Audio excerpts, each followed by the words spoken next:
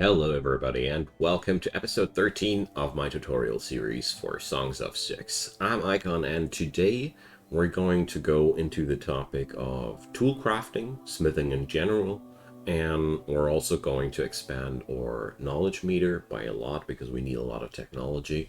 And well, let's see where we end up in between, because there are a lot of things that I want to explain about smithing, tool usage, and the like. A lot of things I already covered during the mining episode, but I think it doesn't hurt to repeat these things here in the episode as well.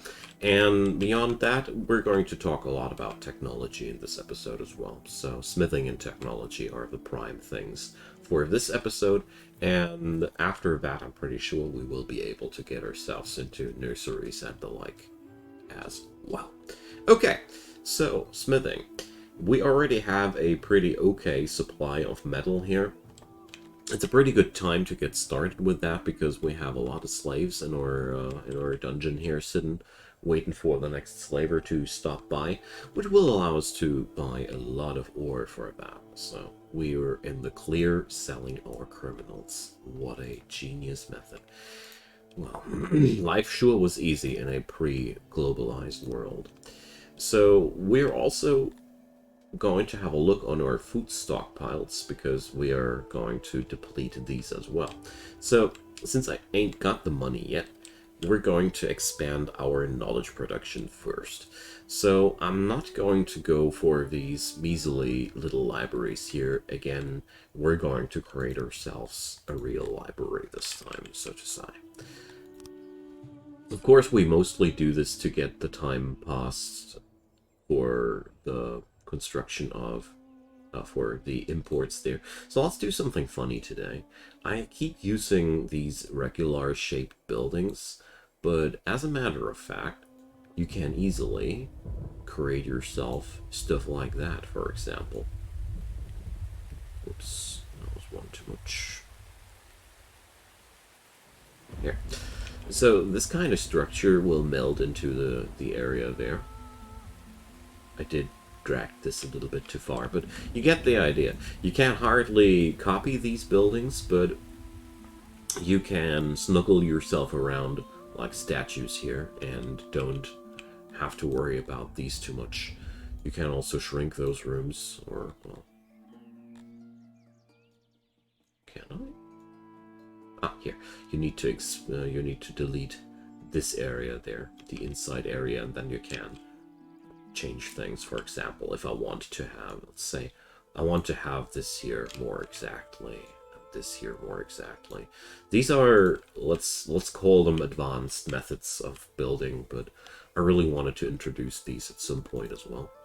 But let's replace that door because it makes me crazy to look at it like that.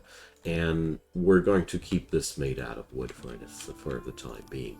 So we're going to hammer in here lots of scribe stations because we're going to build a real big library this time. So let's put in some of these pillars here. Let's see if that'll work out stability-wise, but that's looking good, doesn't it? Awesome. Alright. Let's make sure we got this.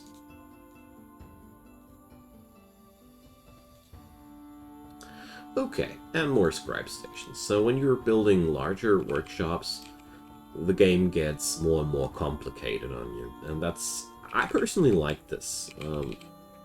Building your workshops on larger scales when you get to experiment around and try out what goes together well and the like. I find that quite fun.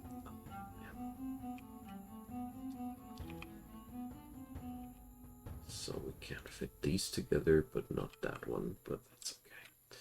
So we're right now at, let's see, every one of these scribe stations has room for 2 scribes.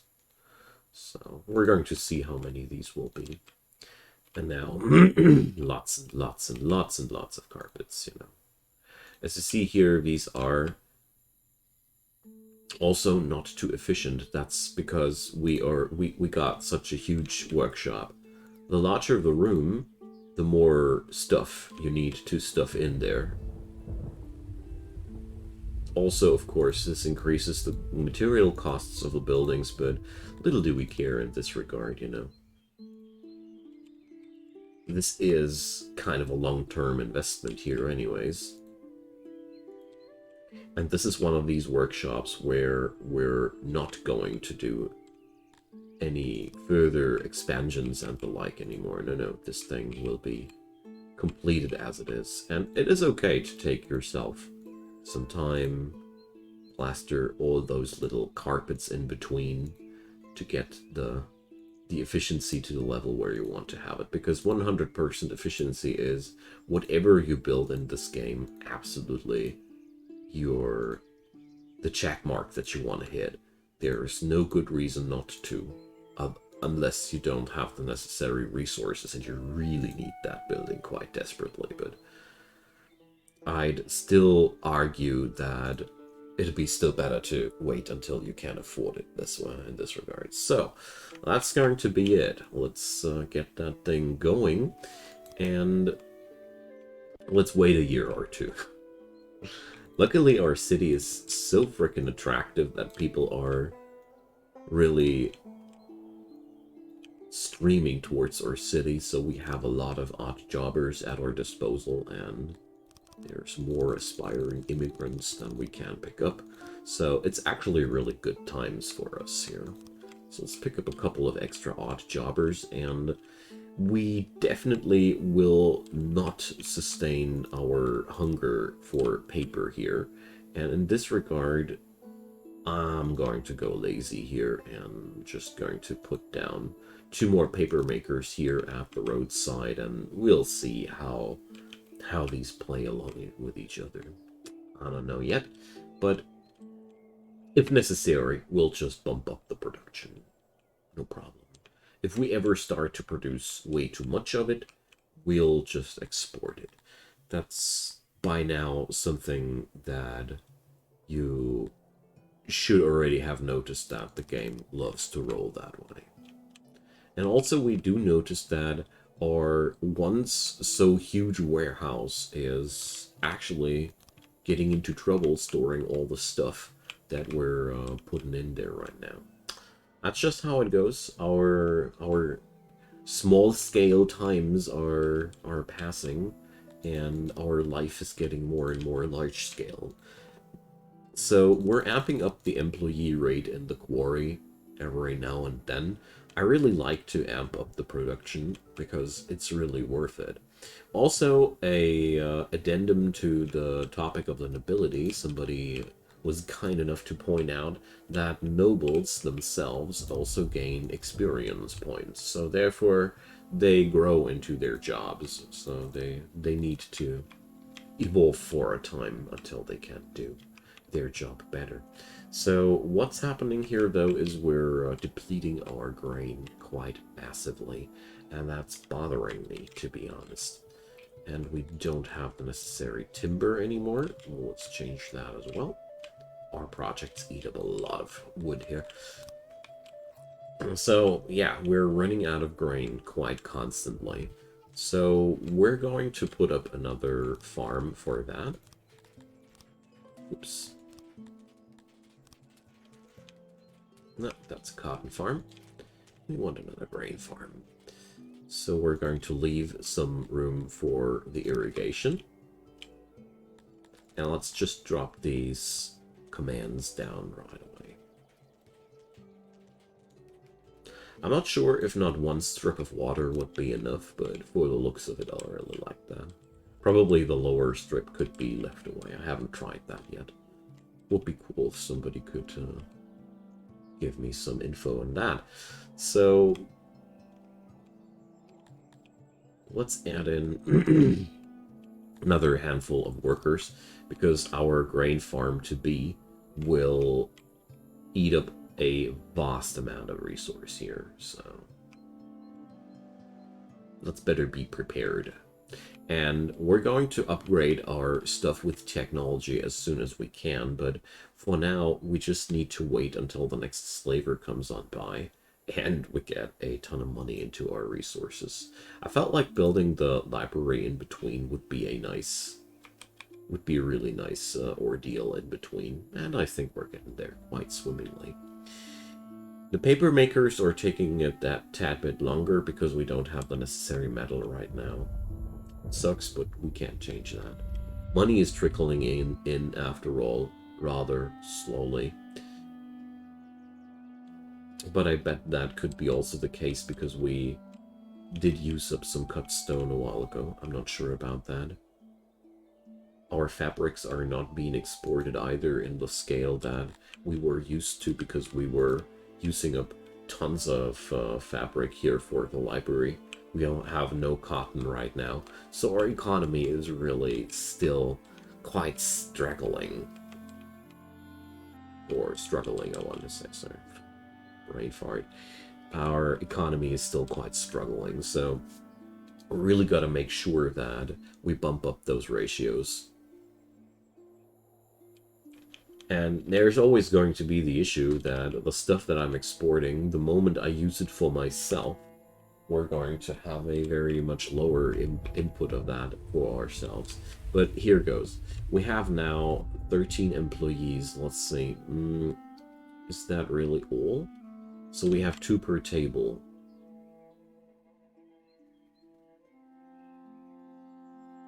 That's 3 tables per column here. So 1, 2, 3, 4. No, not 3 per column. 5, 6, 7, 8, 9, 10. So yeah, I bet that 26 is, or yeah, 26 is the maximum. We don't put into this place here 26 librarians right now because we ain't got the necessary populace nor the necessary paper. But I mean, the good news about that is we will get there at some point. And we can expand this thing. So, let's talk about technology. The first thing that I want to introduce today, of course, is the Smithy. We need that, and we're going to develop that thing next. And while we're waiting for the resources and the like, then we're going to explore the rest of the tech tree a while together. So, the Smithy is your prime producer for tools, armors, and weapons. But as you can see here, armor is locked behind the armor smithing technology, so we have to research that first, and we can produce weapons out of these. For today, we'll focus mostly into tools, but there's one catch when you're building up your smithies. As with all of these workshops, you have to tell them what kind of recipe they ought to be producing. So the gist of it is you better have several smaller smithies alongside on each other so you can have more variance in your production, more fine-tuning. This is a industry that features 3 different recipes, and therefore you might want to tune around what kind of product you need more urgently right now. So for today, we're going to put up, let's see, that's one with 10 workers. And that one's with 4 workers.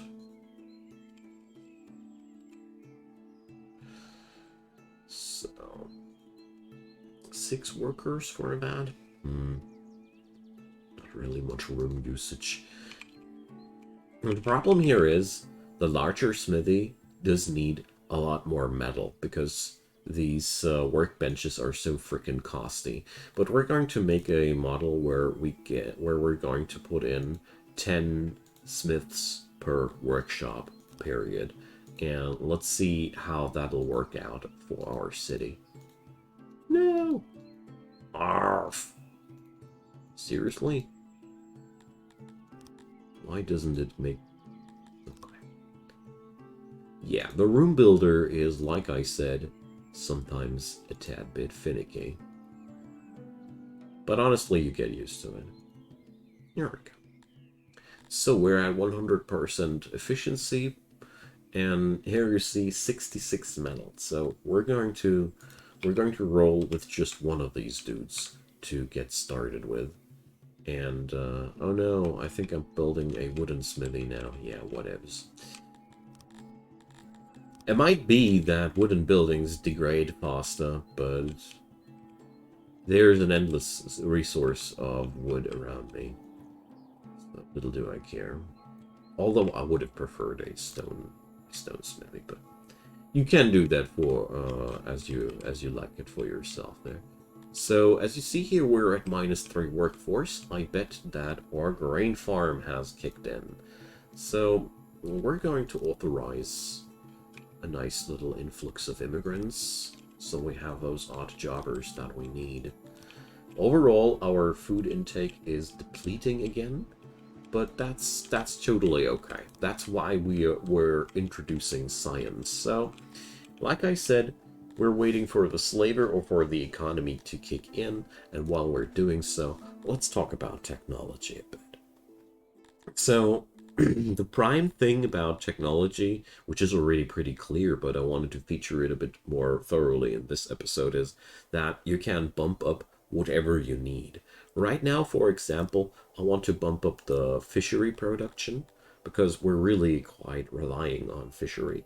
And I want to bump up the grain farming technology here so we have a little bit more income of these things where we're constantly lacking at. And since our food intake was depleting at this point, I think an extra farm, better food production technologies, we should be fine with that. Another thing that I want to spend here is 400 knowledge to produce more knowledge. This brings up more efficiency per librarian, and once you have a lot of librarians, this really pays off. And like the first two of these technologies, you'll pick up anyways because you're going to want those universities and schools at some point. So these technologies back here, they lower the maintenance. These are really interesting in the later stages of the game when you have more and more buildings that are made out of more costly materials. The high-end buildings like chambers and courts, temples, they all come with materials that are really freaking costly. Gemstones, Syphilon, and the stuff. And it's really cool when you can lower the drainage of repairs. Also, these technologies allow you to use stone streets and the like way better. Warehouse spoilage, yeah, let's do that as well. And let's go for 2 technologies here right away, because that's something I haven't talked about too much because I always find it a rather arcane topic, but now we're that deep in the game that we can handle it quite well. When you see here, every one of these products has a spoilage. Every product has a different vulnerability to spoilage, so to say, but every product spoils. Some less, some more. Some products don't spoil at all, but that's been a pretty recent introduction. I think Gemstone and Syphilon doesn't decay at all anymore. I don't know, I think ore and the stuff doesn't decay either, but the gist of it is lots of items have a spoilage rate, and the spoilage rate varies. It's according to your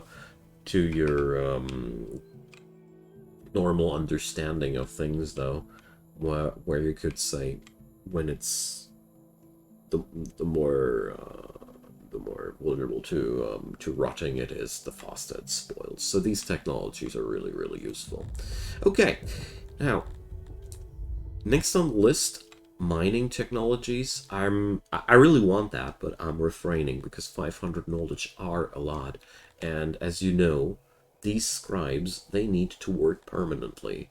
Otherwise, they won't do anything for you, and that's really the hassle of them. So don't spend your technology too eagerly. Those points are quite valuable.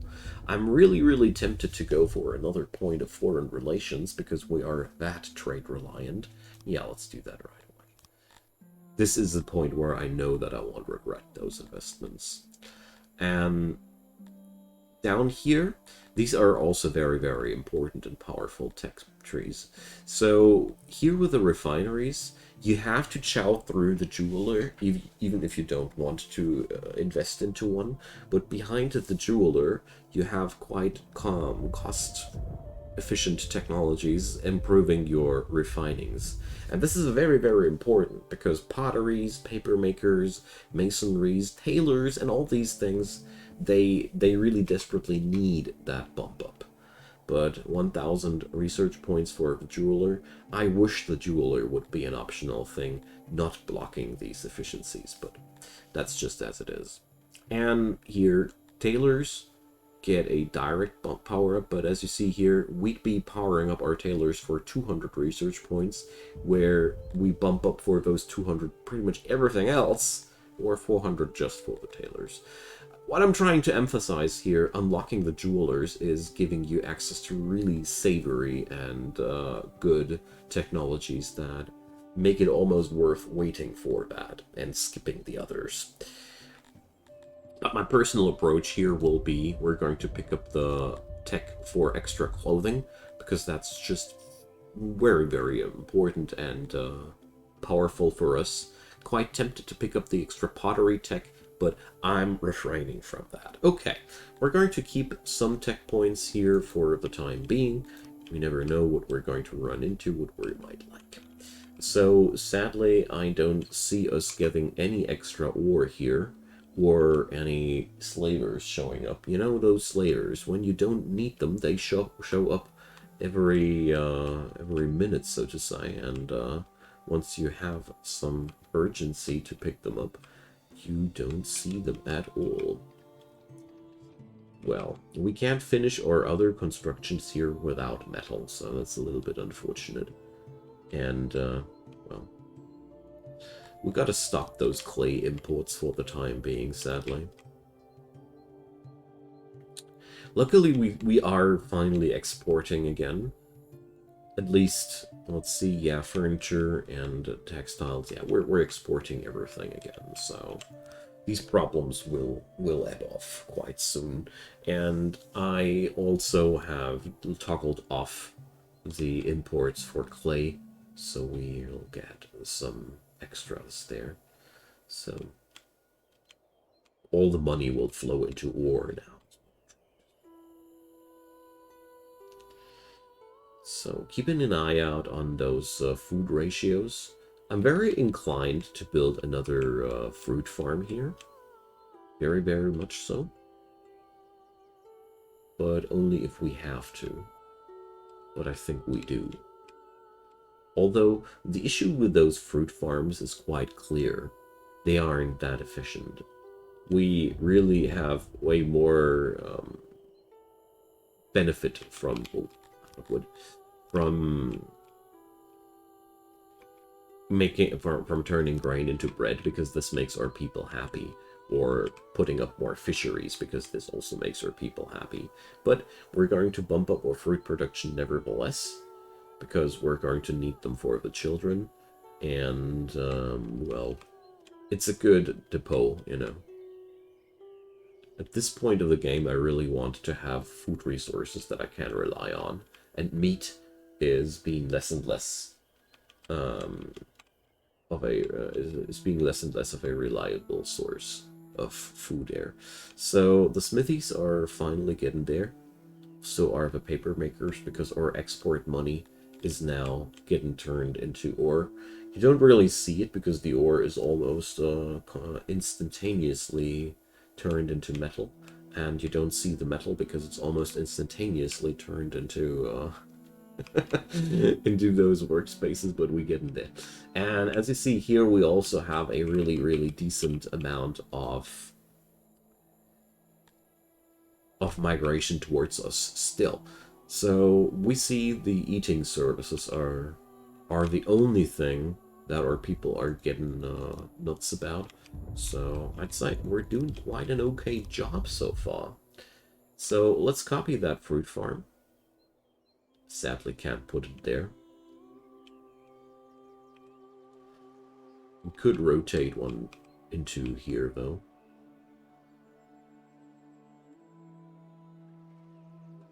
Yeah, let's do this. And add in those 14 workers we'll need for that right away. And this way we get some more food in, and I don't need to worry about the positive migration towards the city. Now finally, now almost everything done by myself, and now you guys are showing up. Well, so as you can see here, one human is worth 1,000 denarii, so we can import clay now again. No biggie. So I was hoping that this would happen actually a tad bit earlier on this episode, but, well, it's not been up to me, hey? And so where did all our workers disappear into? Like, seriously. I see those buildings dilapidate a bit. And we are out of paper, and that's why. Okay, we'll just pick up all the workers that are saying hi and want to join our city, because we're well off and we can afford that. So we now got Smithy. So we're going to turn on the tool recipe, and now let's talk about the tool usage in general. I was hoping I could get that into the episode earlier, but heck, sometimes the good things take a while. So we check out a workforce here. And when we check out the tool usage, that's this little thing here, we can configure which businesses should have tools and which shouldn't. At the beginning of the game, it is configured that every one of your businesses is supposed to have tools. Configured that way. You don't want to have tools everywhere. Literally, if you go for the basic configuration, all your tools will be literally just drained away the moment you produce them. And it's a shame because it's totally a waste of valuable materials, and you wouldn't want that to happen. So let's see if we need more paper makers. I almost got the feeling as if, but I'm down with that. Let's make two more. Let's bring up two more paper makers so we get an overproduction sooner or later again. And for now, we're just producing these tools for the sake of the production of themselves. But the first things first, and that's one thing I really can't agree enough with. I always feel like, and I think I read that on some people's post at some point, you should always try to invest your tools first into your smithies, because this way you use your tools to make the tool production more efficient. That means you get more tools out of your metal. And that's something where I would say, why the heck wouldn't you want that? This way, we'll produce more tools in a shorter amount of time. And I think that's very, very desirable after all. So tools overall increase the efficiency of all your doings. So in the long run, you would want to have tools for literally every business that you can think of. Of course, that's a pretty hard thing to achieve, so you really should introduce the smithies at a point where you feel quite comfy with your income of ore and the like. And that was the main reason why I was improving the bartering technology another time before I went into building up the smithy, because I already could smell the problems that were arising with that. But as you see here, we're finally at a steady amount of ore.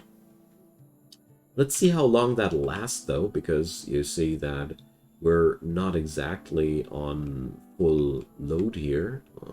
Just my smelter. Here, the metal smelter. So they could do a lot more if they'd had more material to work with. So let's check out our janitors one more time. They are lacking metal, so we have to bring up more materials there. And, well, all in all, we are at a very, very good spot, though. We might need bumps up in terms of production in many, many different ways, but we are now finally producing pretty much everything a city might want ourselves. That's a pretty big step forward. So as you can see here now, these guys are equipped with more and more tools, and the production rate per day per worker is at base 1. And the tools give us now a 2.33 extra efficiency per day. I'm not sure if this just burns faster through the metal or if you really get more out of the metal. Proofreading necessary. I feel like this might work like that, but maybe I'm wrong about that. But even if I'm wrong about this, this still means that they are getting their job done a lot faster than they normally would, and I think that's absolutely desirable. What's a bit problematic right now is with all that growth, our city is suffering from a little bit of a shortage of workers. Usually, you know what we got to do? We got to bump up our city in certain regards, so we'll have to look at the needs and get that going one more time. So I'd say this is a good spot to end today's episode. I feel like we've made a wonderful piece of progress today, and of course our smithy cannot only produce tools but also weapons and the like, but we're going to delay these things for the time being because, you know, we're not quite there yet. Especially not with the numbers that we need to put up. Before we can really dive deeper into these things, I'd say we'll need to earn more money, and I think it's also a good moment to think about other projects. For example, getting more citizens into the city by helping ourselves into the possession of a court, for example, or we could build up an arena, although that's a little bit more difficult, or, and that's the next thing that I want to introduce in the next episode, we're just going to set up nurseries and schools and raise those kids by ourselves. Okay, so I hope you guys found that one helpful. I really, really enjoy this series a lot, and if there are certain topics that you want to see covered quite desperately, let me know. I know that the military topic is on the bill. We're going to cover that as soon as I have more knowledge in that myself, because the military has been reworked quite heavily in this version, and I don't know it myself as of yet how it works, but we'll begin there. Okay, comments down below. Leave me your thumbs up if you enjoyed, and of course consider subscribing. There's daily content coming up, and I'd be delighted to have you folks. See you guys next time, and have a good one. Bye-bye.